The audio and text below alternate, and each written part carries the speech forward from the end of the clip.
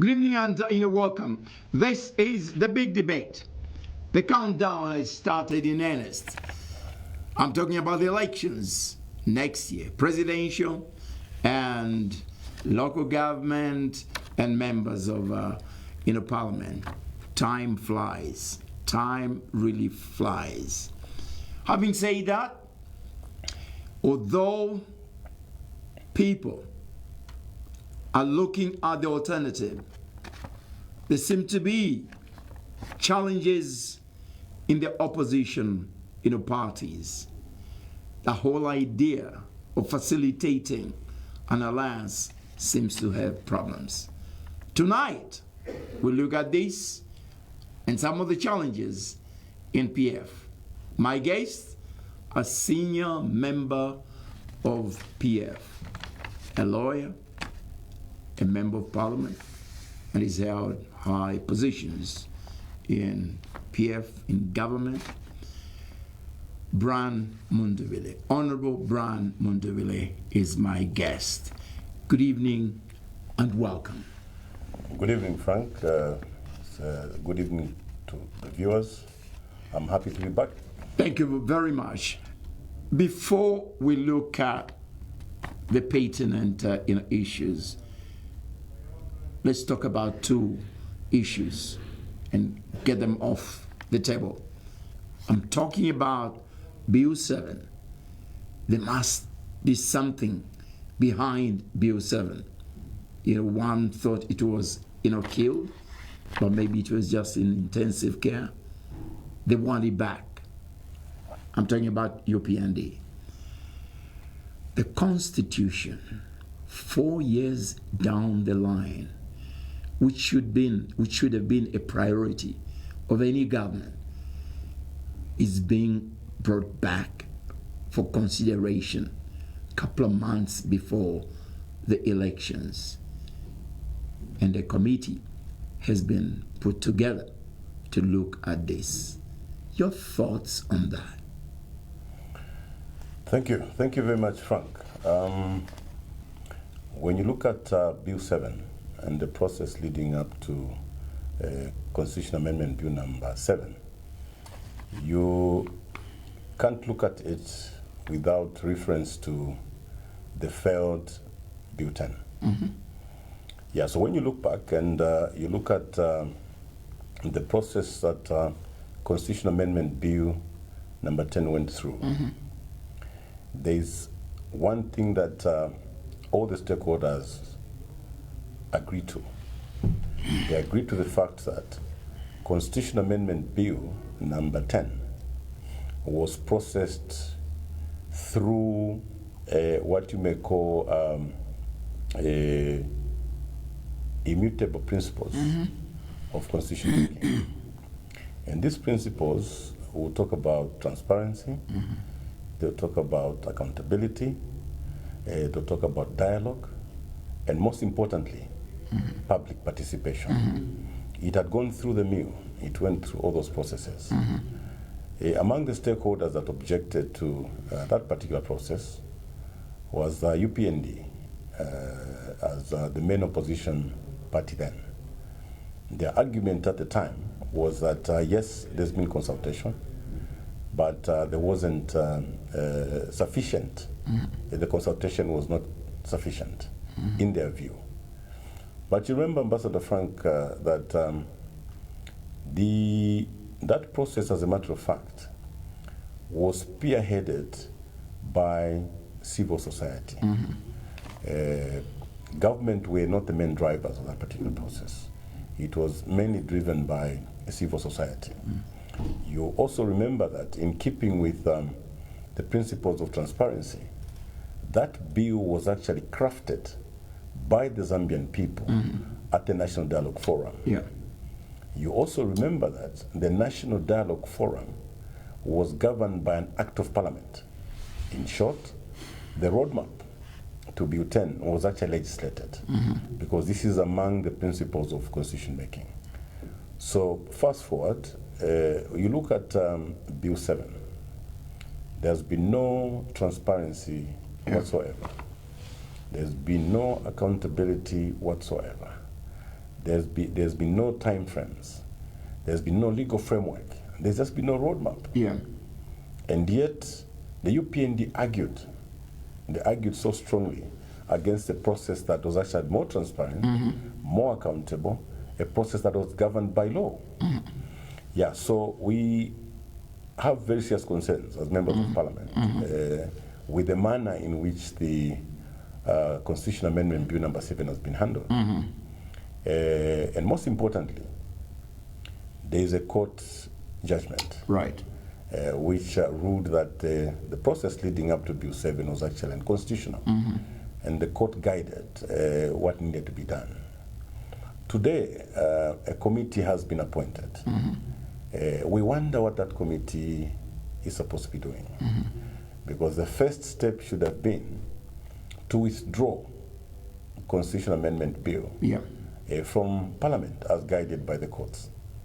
So what you have now, you have a situation where there is a bill subsisting before Parliament, Right. and the process to deal with that particular bill has also started with the executive. Yeah. That is wrong. That is wrong. You can clearly see that these are knee-jerk reactions. Yeah. Okay, we know that there was an announcement by Parliament to call for a special sitting to deal with some urgent matter. Yeah. Members of the public remained very suspicious that that matter may have been the reintroduction or republication of Bill 7 after its deferment. But I think because of public commentary and apprehension, that did not come. Right. And immediately after, we saw the announcement of that particular committee. So what I have to say, what is important, firstly, is that there is need for sufficient time to do consultations on constitution making. Right. Very quickly, before we go to the nitty-gritty of the issues, this evening, very quickly, we understand there's also a list of judges, that are supposed to be taken to, to Parliament, but there's a mystery about this list. Are you aware of that? Well, I've read about it. As to whether I have the details to that, I would say no. Right. Yes, we heard that there's a list of judges that were supposed to come for ratification.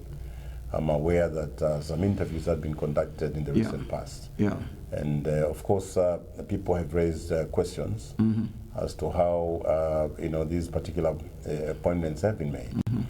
Yeah. So arguments have been that given what we're going through as a country, and the conduct of certain judicial officers, members of the public and other stakeholders are calling for transparency, within which these appointments can be made.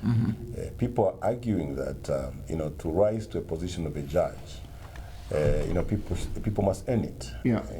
Beyond qualifications, there are many other things that can be looked at within the profession. Right. And I think these are some of the reasons why people are now very alert and actually apprehensive to these processes. Excellent. Let's start with the challenges that Tonse is facing as an alliance, as a platform, for lack of a better way of putting it, that is supposed to be used, to get to 2026 with the opportunity to stage a formidable, fight against the current government. And this is what a lot of people are calling for. Why are the politicians, in particular, Tonse, not listening to the people? What is behind this? Yes, maybe, Frank, just by way of background, due to the failures of the UPND, failures as regards institutions of governance. We've seen a collapse of institutions of government, starting from the judiciary. That is no doubt. People are questioning the independence of the judiciary. You look at how the judiciary, for instance, are handling matters of political players, inordinate delays, and so on. And others have argued that there's been some executive overreach, in the judiciary, going by the conduct of some of the judicial officers, like I have said. Others have also argued that sometimes it's funny. It looks like there's a community of minds between the executive, the judiciary, and the legislature. And the examples are abound. We're able to look at examples, and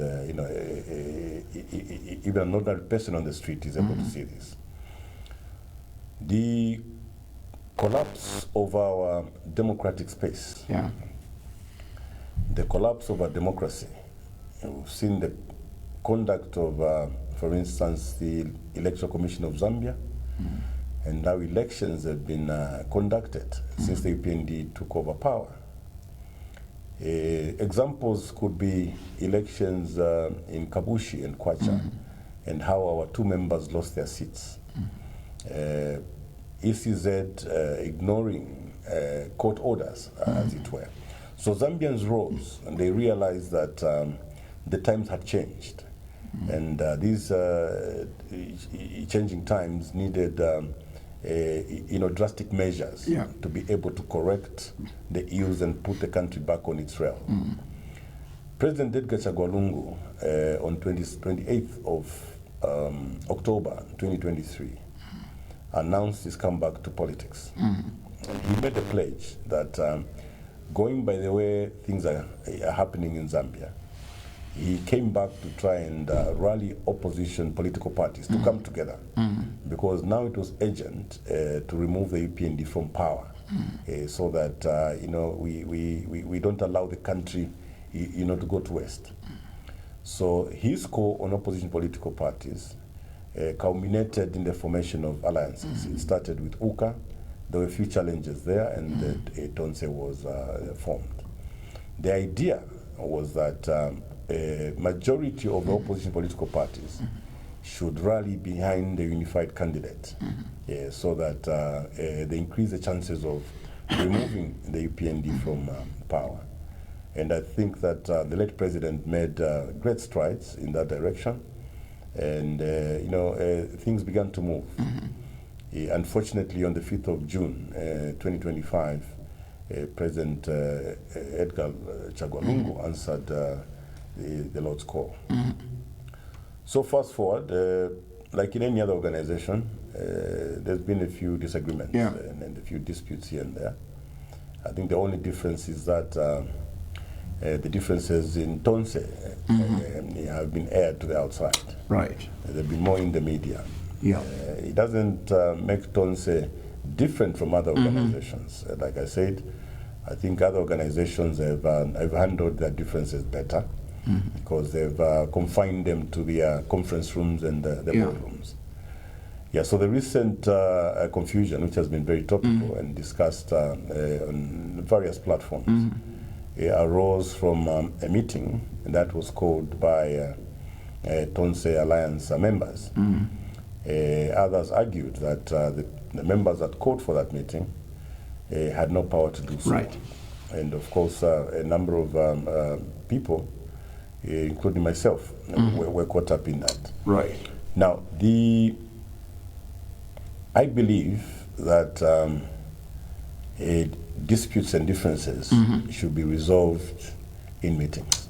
Absolutely. I believe in meetings. You're confident this could be solved? Yes. It's just trying to give some perspective to what transpired. Because the argument was the meeting properly called? If it was not properly called, why did senior members of the PF go to that meeting? I'll take you back, Frank. What happened on 24th of October 2023 was that we heard there was a conference at Mulungushi, a PF conference. And many of us discounted it. We said, what conference? The chairman is supposed to go for a conference. You know, members of the Central Committee are supposed to be there. There's no conference there. At the end of that day, a president was announced. And that's how confusion started in the Patriotic Front. Right. Learning from that, being members of TONSE, when there was a notice for a meeting, my colleagues and I, actually, on the Central Committee platform, indicated that we will attend the meeting. Others argued. Our argument was, whatever issues we have, we'll go and present them in that meeting. Right. If the meeting is not properly called, we will discuss with our other colleagues that have called for that meeting. And just for the information of the public, consensus had actually been arrived at. Right. You know, between PF members and other alliance members, that let's attend the meeting and raise the differences, whatever dispute we may have, whatever apprehensions we have in the meeting. Right. So that's how we went to the meeting. We went there to, first of all, argue and look at the founding documents for the alliance and establish whether or not the meeting was properly called. If it was not properly called, it was in the meeting. So what we are avoiding and what we should avoid is to communicate through the media. Is, you know, like I said in my opening remarks, all other organizations have their own challenges, but because they manage their disputes behind closed doors, people are not aware. For TONSE, I think we lost that opportunity. It's unfortunate that whatever happened, but I think things would have been done better. Right.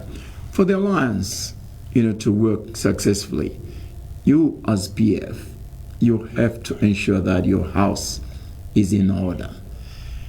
There's so many challenges, you know, facing PF. You know, most of them created. We now hear of a list which was left, you know, by President Lungu. May his soul rest in peace. Is President Lungu in his death still controlling, you know, what the today and tomorrow of PF? Could you quickly shed light so that we can tackle other, you know, issues? Yes, to start with, the main problem in the PF is not that of PF members. The main problem in the PF is that the UPND is holding on to the PF. The UPND is supervising how, you know, the PF is handled. This is 2 years down the line. We've been in court challenging the convention that was conducted by my dear brother, Mao Sampa. Mao Sampa since came back, and through a consent judgment agreement, we agreed that we went to court and he said, look, upon reflection, I want to come back to my family. I'm a founding member of this party. And he attested to the fact that the conference that he held on 23rd of October was not legal in accordance with the PF constitution. And we expected the judge really, you know, to sign that consent judgment. When preliminary issues were raised, our lawyers decided to raise 2 fundamental questions on the point of law. The questions were still simple. Was that convention held legal, legitimate, in accordance with PF constitution? And secondly, whether the appointments that were made thereafter were valid appointments. What was expected? We honestly, with due respect to the courts, I didn't think that should have taken a week. Because a quick perusal of the PF constitution would have revealed that, as Comrade Sampa pointed out, indeed that conference was in accordance with the PF constitution.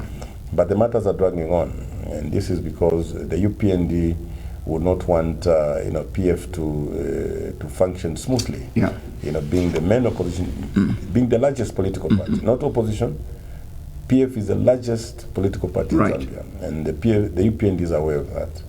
So they are doing everything they can Yeah. To borrow his words, President Hakainde Hichilema once said, I'll use him in Galato. Yeah. So we have seen him in Galato at play. It's indeed very unfortunate because this is the largest opposition political party. Right. And they would not want the party to participate in any elections and in any electoral process, as it were. Let me combine the next in a question, as if not, as if this is not enough. Peter Chanda, the president of New Congress Party, which you have been using as a vehicle, turns up and says he is supposed to continue as a vehicle. We also hear of names like James Ndambo, Mudolo, again unravel, these strange occurrences, on the political space of PF and this country. Well, first of all, if we look at the environment, Frank, you will agree with me that there's been a lot of political activity generally because of how the UPND is managing the country. We should not forget that. Yeah. If we look at the political environment, the increased activity in the political environment is on account of how the UPND has mismanaged the country. People are getting desperate, people are stressed, and people are in a hurry to replace this government. As a result of that, we've seen a lot of activity within the opposition political landscape. Yeah, so we are a democracy. At the end of the day, we are a democracy, and it's expected that when you have elections coming, and you're coming to face a political party that has failed, everybody's seeing their chances now because they realize that UPND has no chance of going or winning the 2026 elections. So it's expected that you have more players presenting themselves, to participate in that particular election. What President Lungu's vision was that even with all that activity,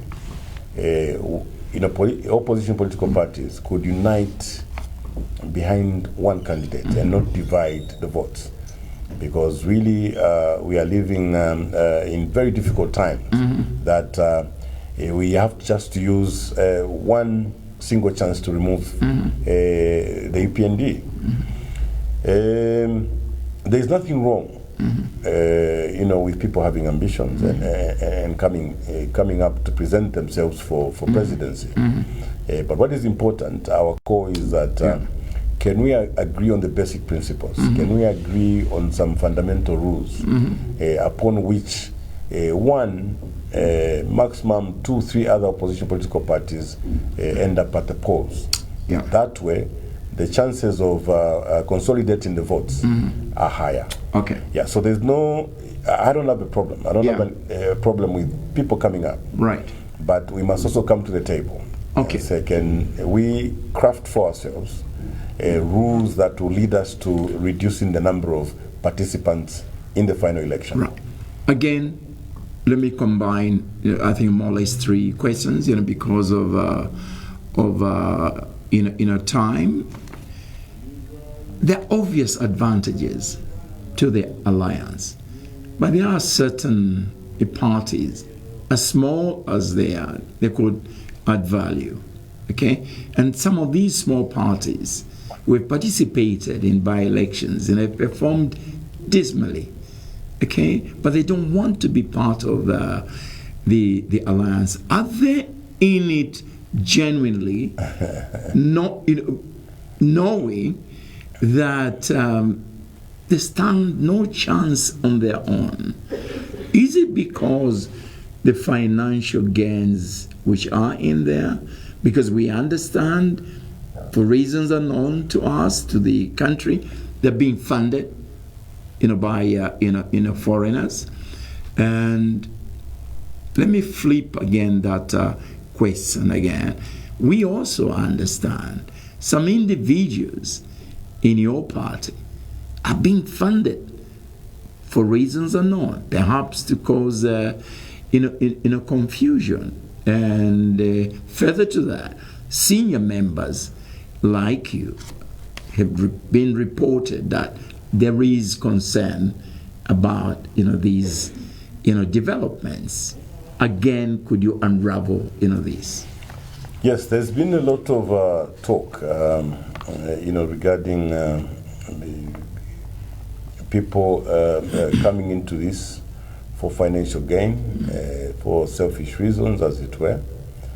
Like you rightly pointed out, there may be parties out there that mean well, sponsored by their members, and they're participating in some of these elections. Actually, the strength of a party is judged on their performance in these elections. And of course, other parties have not performed well.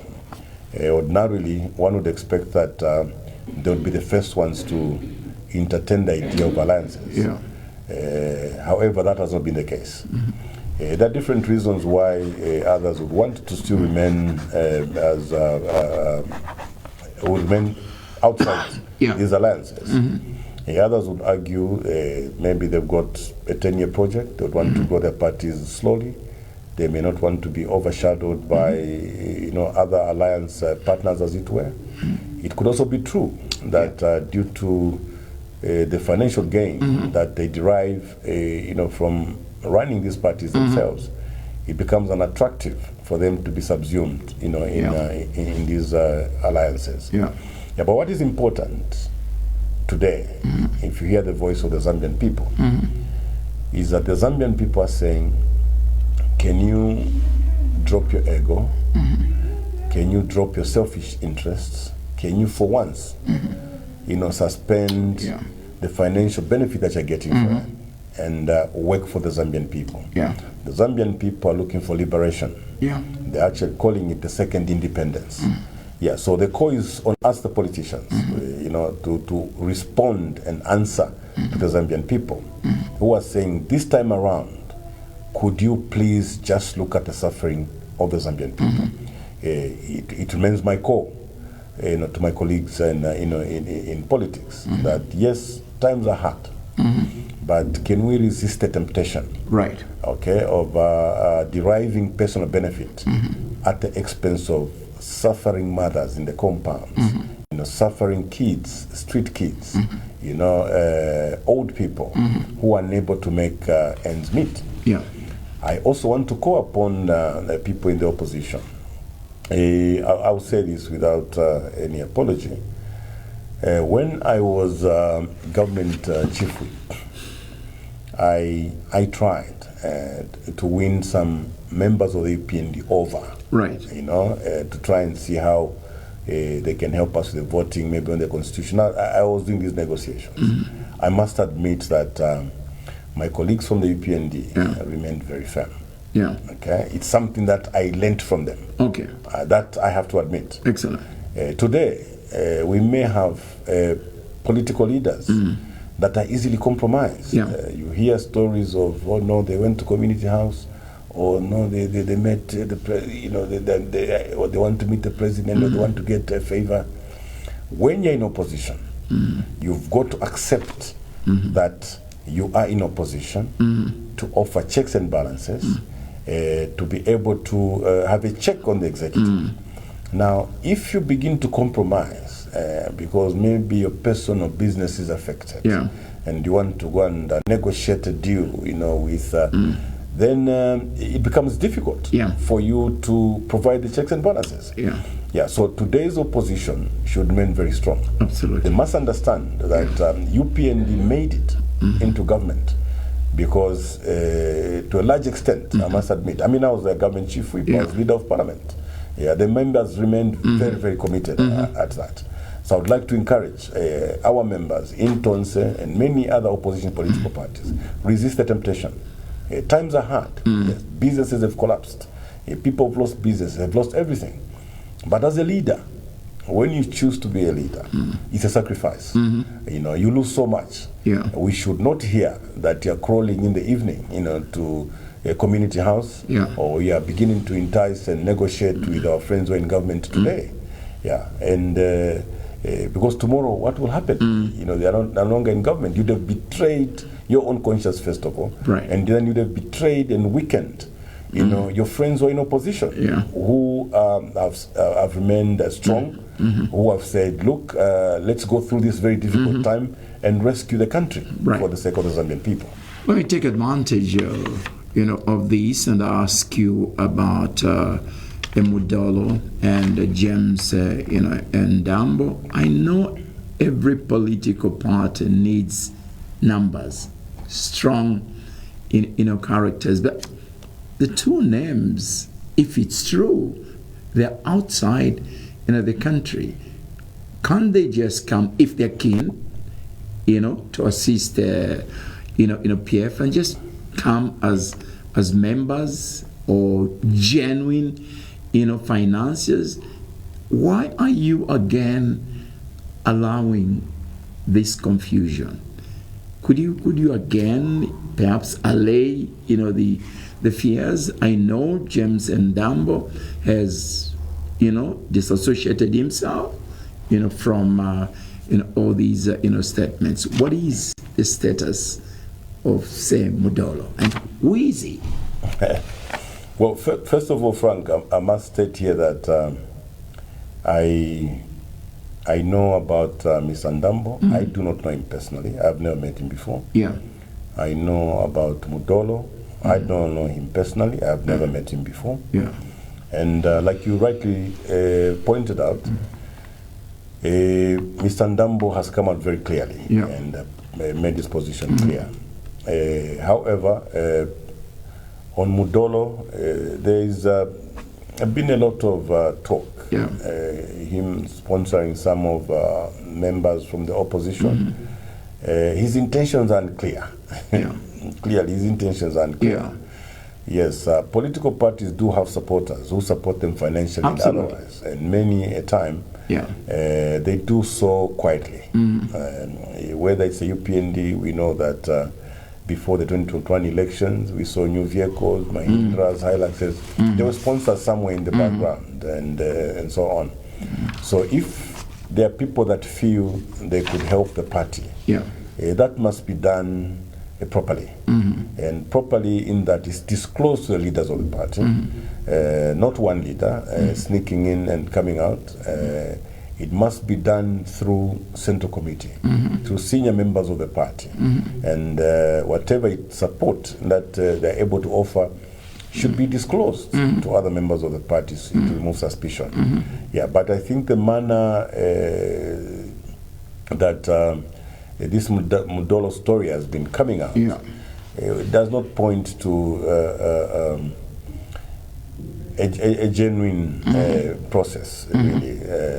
We've had our own reservations, I think discussed at the highest at Central Committee level. And we wondered, really. What others argued is if he's a silent member of the party, and you'd like to come and contest, he's more than welcome. Let him come out in the open and avoid to cause confusion within the party. It's not correct. It's wrong to take advantage of members of the party who may be going through difficulties. Right. It's also wrong if I told there are other leaders that use their positions to approach individuals like Mundubile for their own personal benefit. That is very wrong. Right. He doesn't show leadership at all. Right. Yes. Again, I'm going to combine, the next question. State Council, Senior State Council, Chifumo Banda, has, made a clarion call, about the importance, of this, alliance. What would it take, to achieve this alliance? Is it a convention that is going to solve this? Elections, at the convention? Why do I say this? There are some parties, again, who feel they're very strong. They could, go on their own. But my question is, were you seated there?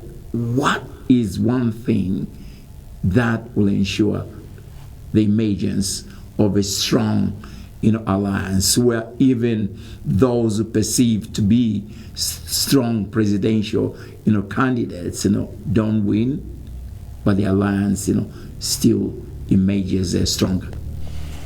Well, the first step, Frank, is that alliance partners should avoid to communicate to each other in public. Mm-hmm. That's the first thing. Mm-hmm. That has to be managed. Mm-hmm. Number two, they're always found in documents around these alliances. Mm-hmm. How were they formed? Let's say Tonse Alliance started with what we called rules of engagement. Yeah. These rules of engagement were such that Patriotic Front was going to be the anchor party. Okay, and it would control 50% of positions across the structures. So meaning that it had the strongest voice. This was done to avoid the confusion that happened in UKA. Yeah, because PFC argued that yes, we have 60 members of parliament, we have 700 councillors and so on. Undeniably, we're a big political party. Yeah. But we also understand that if we go it alone, we cannot win. Therefore, we will respect even the smallest of political parties because they are our alliance partners, and that remains the position. Yeah. But let's set the rules. These rules are going to help guide how we proceed as an alliance. So that is very important. Yeah. So if you've got your rules of engagement, or if you've got a constitution, and you avoid communicating to each other in the media, you present your founding documents. Here we are. Where is the problem? I believe that the alliance will emerge stronger. Absolutely. The challenges the alliance is facing today are not insurmountable. Right. They only seem to be difficult because there's been a breakdown in communication. Let me share with you a strategy which I thought was a brilliant idea, which has been used, by the Zambia We Want, party. They held elections initially, 5, candidates. No one crossed the 50+1, and they decided the top 2 were going to recontest. But prior to that, they decided a debate, should be held to gauge the quality, of these 2 leaders in front of a diverse audience, members of the party, ordinary, people, university, students, and I anchored, that, debates, and then the following day they held, elections, which were eventually was won, by Kapembwa Simbao against the founder of the party, Ernest Mwansa, and Ernest Mwansa accepted, the result. What are your thoughts about that? I thought it was a brilliant idea. Very brilliant. Admirable. Yeah. When you run an organization based on systems, that is the result. So the first thing that you'll agree to, the members of that organization may have had disputes. We never saw them take the disputes to the outside. The moment the disputes are taken to the outside, you lose control. So they manage the organization, and whatever challenge they had, they manage them internally. Secondly, they crafted rules that will guide a process of electing a leader. You've just described the various processes that they went through. Those were laid down. I was saying on formation of Tonse, there were rules of engagement. How do we engage? So there are founding documents that help the alliance through the process. But that can only work because if we are having exchanges in the media, there's no reference to founding documents. So my encouragement to the members is that we must always agree to meet we must disagree in a meeting. Yeah. It's easier to resolve because we will have recourse to the documents that govern us, as it were. Yeah, so it's something that we must admire. What the Zambia we want did is admirable. And many opposition political parties, including alliances, must actually pick a leaf from that. So, like State Council Chifumu Banda said, it remains our position that we may not manage to convince all the opposition political parties to rally behind one candidate. Excellent. But if we can get the majority of the opposition political parties, to do that, I think that we would have made a lot of progress. Right. Before we leave this, these issues, UPND is very excited about the problems you're facing, and they're saying if this continues, 2026 is a walkover. Well, they should be getting worried. I think the one thing that the Zambians have resolved, they've already decided they're going to remove the UPND. It's an indictment on the opposition to quickly get organized so that the Zambian people have an option. We saw a similar situation in Malawi. I'm sure you follow the events as they were unfolding. The opposition equally didn't have it easy. There were a lot of challenges, The last 2 years, we had a lot of challenges coming out of there. But the Malawans were decided. Because for the Malawans, they knew that even if their preferred candidate was old, they needed to be rescued, from maladministration of the government that has just been removed from power. So I'm very confident that sooner than later, we will resolve challenges in the alliance to ensure that we find a formidable candidate who the Zambian people will support and rally behind, and to take over the running of this country, so that we can see institutions of government functioning independently. We can see the real unity, in the country, as it were.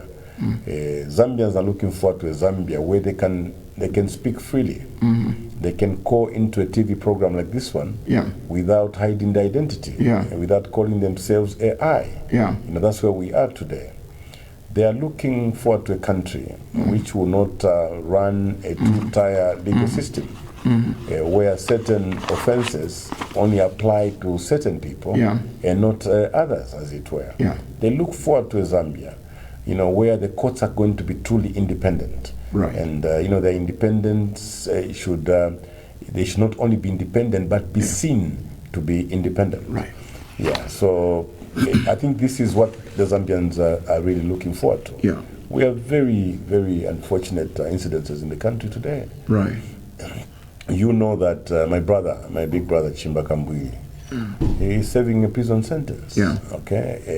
For I actually appeared with him on a radio program when he uttered some words. If you followed really to the end, he actually said, "This is not what we want." He was asking questions. Is this the Zambia that we want? But you have the RATSA CEO utter tribal remarks. Something that made some very bad reading, really, and he's still in his job. He's not only supposed to be fired, he's actually supposed to be in prison. So some of these things are the things that are causing challenges or excitement in the opposition. Why? For instance, when the PF matters are taking too long to be resolved at the court, because the UPND is in full control of that particular process. Zambians are beginning to look for alternatives. So you're seeing many people springing up because they would want to remove the current government, as it were. As a rider to that, Mr. Mundubile, at the same debate, the contestants spoke strongly against the tribal sentiments, that are going on, in this country, and they went further to say this is a recipe for impacting negatively on the one Zambia, one nation. Your thoughts on that? Yes, Frank. I also wish to strongly condemn tribal sentiments. Zambia has existed the past 60 years plus as one Zambia, one nation. Now, one Zambia, one nation should just not be one Zambia, one nation because of our motto. It should be one Zambia, one nation, indeed. Yeah, so every Zambian must rise. I know the young ones may not know this. We've always existed like that. Yeah. It's only now, Frank, that Zambians are so conscious about their ethnicity. It's strange that children now are asking, where are you from? What tribe are you? That is not the Zambia that we know. But the question is, why now? Why have Zambians today become so conscious about their ethnicity? These are questions that we must ask. Is it also a coincidence that an offense committed by Chishimba Kambwili and is imprisoned for, when committed by other people, is that an offense? Is that a coincidence? Or should we look at these two in isolation? Yeah. So the reason why Zambians are in a hurry to remove the UPND, Zambians are peace-loving. Yeah. And Zambians are looking forward to a one Zambia, one nation as it existed then. I'll combine two questions, yet again. Very quickly, your comment on the 2025, budget. Do you see this budget as an election budget? In particular, the raise of the CDF from 36, to 40. That is one part of the question. The next question is, what issues do you see determining the 2026 elections? Well, first of all, my quick comment is that it's an appeasement budget. It's an appeasement budget. For the past 4 years, we've been looking forward to seeing a budget that will focus on investment, a budget that will maximize revenue collection from the resources that we have. What you see is the contribution that comes from major resources like minerals is minimal. We can do more. And this is because the government, in its bid to give incentives to these mining houses, for God knows what reasons, loses a lot of revenue. And the collections from that, from the mining sector is extremely low. So what I would have wanted to see, we actually did a press briefing where we projected our expectations. Our expectations were that in 2021, for the 2022 budget, the Minister of Finance introduced some measures that reduced mineral royalty tax from 6% to 3%. And they also made mineral royalty tax deductible. So we were losing over $600 million per year as a result of those measures. Now, in exchange for those measures, was a promissory note. A promissory note that the mining houses were going to ramp up production to 3 million tons by 2031. So we had problems with those incentives, because there were no outputs or benchmarks that they had to reach to end them. They were just given wholesomely. Now, 5 years down the line, our copper production is still around 800,000 metric tons. We've been there before. We've been there all this time. So meaning that the mining houses have enjoyed these incentives, but there's been no real movement in copper production. Then if we're to project increase, we wanted the Minister of Finance to reduce his expectation, to reduce to downgrade his estimate in copper production, to review it downwards, maybe from 3 million tons to 1.5 million tons by 2031, because that is what is practical. And after doing that, because the initial consideration was based on 3 million tons, we equally expected him to remove some of those incentives that he had given to these mining houses. This was going to improve government revenue, from the mines. This did not happen. You asked me about CDF. CDF. This is a budget of 253 billion. Yeah. And CDF is increasing to 40 million. I want to tell you, Frank, that the total of CDF is 6 billion. Yeah, that's the total. Yeah. So it's 6 billion versus 253. Yeah. Percentage-wise, there's been no increase per se. Right. Yeah, because even when it was at 25, it represented just below 3%. Even today, it's still 3% of the budget. Yeah. Yeah. So my argument still remains the same. You may want to excite me as finance minister that you have increased my CDF to 40 million. Yeah. Yeah, but this is 3% of the budget. Right. How much more do you want me to be excited? Absolutely. 3% of the budget. Yeah. Second last, question. In the midst of this, campaign, season, our sixth president is yet to be buried. Meanwhile, our president has just been abroad, and he had said that he was not going to travel. There you are. Because he was mourning yes. his brother. Yeah. Could you combine these two very quickly before we end? Yes, it's very unfortunate that this is 4 months down the line. The President Edgar Chagwa Lungu still remains in the mortuary. It's really, really sad, and Zambians keep asking. Yes, in the meantime, we have a president who promised not to travel until he put his brother to rest. When he made that commitment, we actually thought he was going to take practical steps to resolve whatever disputes there were between government and the family, because he had now pledged to remain in Zambia until burial.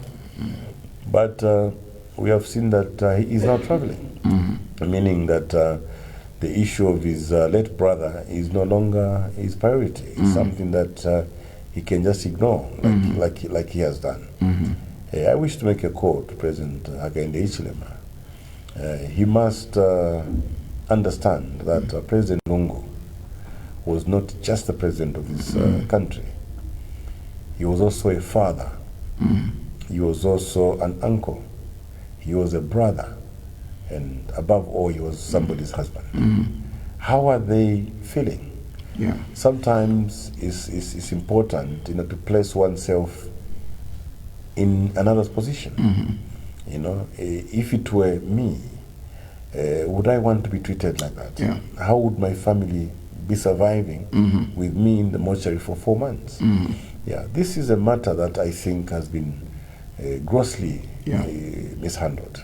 Right. It points to the many challenges our government leaders have in handling matters. Yeah, it was mishandled right from the beginning. As a matter of fact, President Lungu was mishandled even before he died. We all know that. We all know these stories.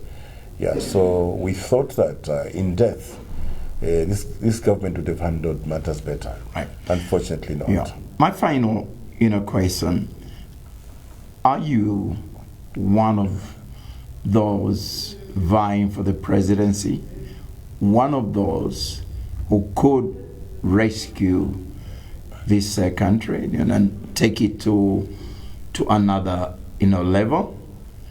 And also, if the Zambian people gave you that chance, give me very quickly, give the nation very quickly 10 key issues you would deal with in the shortest time possible and going forward?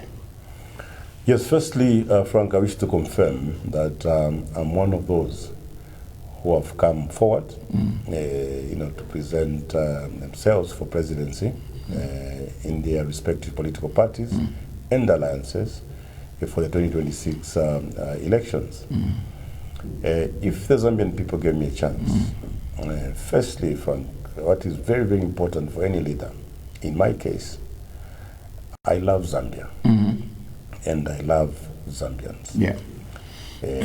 Given a chance, everything that I would do would Zambia and the Zambian people. So if I was to run through, we can start. We look at the mining sector. Right. I would first of all consider Zambia and ensure that the policies that we craft result in maximum benefit from the minerals to Zambia. In the mining sector, we would ensure that the Zambians, the underprivileged, the youths that have been mining illegally, jerables and that, are handled better. Handling those Zambians better is not merely handing them licenses. And the first thing to do, in many cases, on their own, they've been able to survey and find resources. They found the resource as government. Government is supposed to move in and establish the quantum of that resource and be able to do what is called backward and forward integration. Yes, we've got so many million tons of this particular resource. What population are we looking at in terms of the youth that should benefit from there? Create cooperatives for them. Before you allow them to go, establish safe mining in that particular area. But most importantly, take them into incubators, maybe for a month, 2 months, to teach them on mining safety, how to run their own little mining businesses, and lastly, introduce aggregators so that deliberately you must be able to project, Frank, that out of this resource, we are going to produce 150 youths who are going to be millionaires by 2031. Right. Yeah, because the resource has been established, methods have been introduced, safety measures have been introduced, aggregators have been introduced. You've got to be very deliberate. Yeah. Even countries that have created millionaires from youths have been very deliberate. Yeah. If you go to the agriculture sector, for instance, it's about Zambia and Zambians.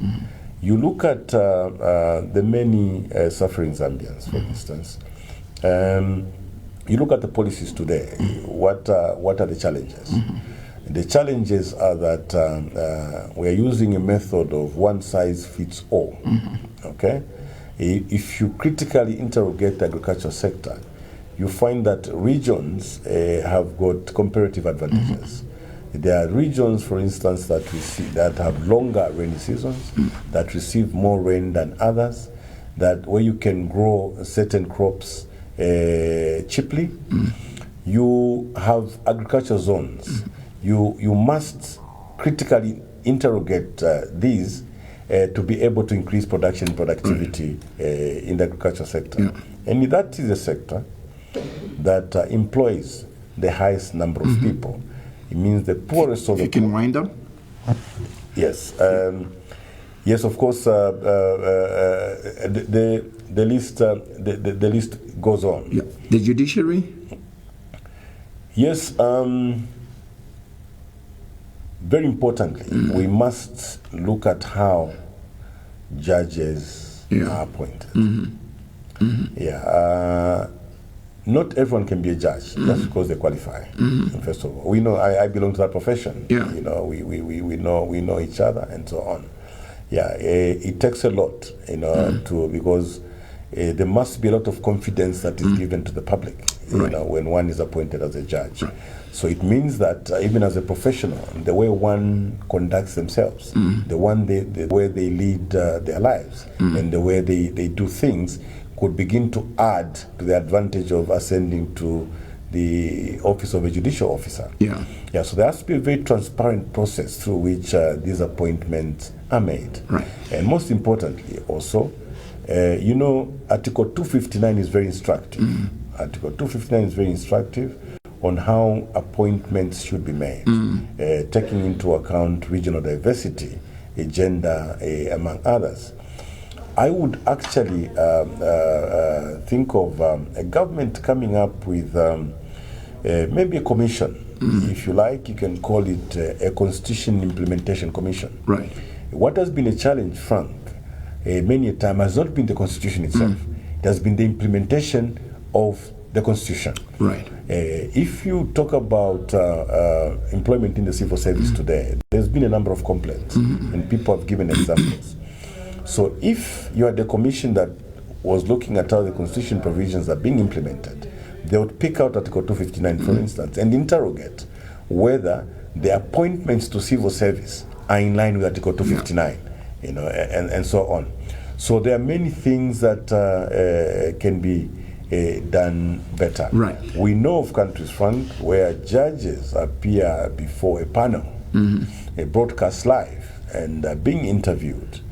So that immediately, even before the audience, it becomes clear who amongst those contenders could actually end up being a judge. Yeah. So this is one area. Given what we've been through, it's an area where we have to critically consider reforms to ensure that there's transparency in the way that judicial officers are. Finally, and very quickly, the civil service, the government itself, is extremely important, to realizing all the, the policies. I come from a background, where Dr. Kaunda, according to the Constitution, had a prime minister where I stand is more effective than a vice president. Is this something that you can look at? Yes. Well, of course, there are different systems that are employed by different governments, as it were. Yeah. So in our case, maybe first of all, let's look at the current system. Can it work or can it not work? Even the current system in its current form can work. It depends on the president. It depends on the president and how much latitude he gives to his ministers. Yeah. Okay. Ministers must be given. First of all, they should be hired on merit. Once they are hired on merit, you expect them to perform. You can follow Parliament and see how ministers, how the executive responds to questions on the floor of the House. You also look at the activities in individual ministries. So first of all, before we even think of changing the system, we have to interrogate the gaps that exist in the current system. But my submission is that the current system has worked before. It depends on who is at the helm of that particular government. How is he supervising his ministers? How is he selecting his ministers? How much freedom is he giving them to run their ministries? So these are some of the things that need to be looked at. Mr. Mundubile, I thank you very much. Sorry about that. I thank you very much, for giving us time and explaining, thoroughly, issues of political nature and issues of governance. Thank you so much, and God bless you. It's always a pleasure. Thank you very much. Thank you. That was my guest, on the big debate. Brian Mundubile, senior member, of the PF, and served in the government, before, articulating issues of political nature and also governance issues. That's it for tonight. Like I keep on saying, do your very best, and God will do the rest. Thank you for watching, and good night.